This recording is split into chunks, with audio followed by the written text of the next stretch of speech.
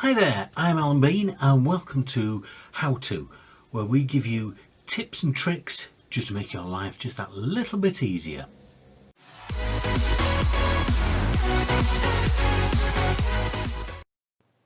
Right, so we've got our meeting and I'm going to get this running while I'm talking to you.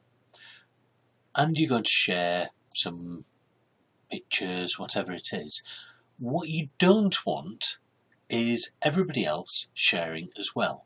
So by going down to this little arrow next to share screen, you can alter the settings. So click on the advanced settings.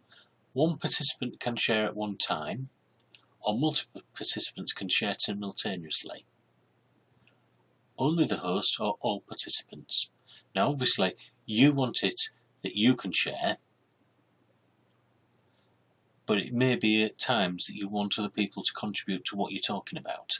So I would personally have it normally set on this, only the host sharing and only one participant can share at any one time, which is the default.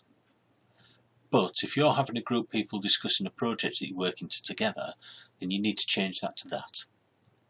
Okay?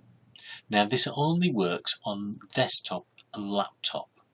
If you're doing it on a mobile, you can only block everybody at this moment in time.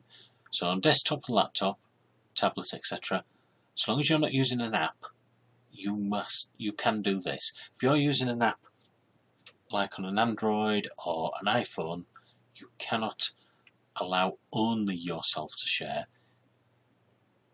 Hopefully that helps you a little bit.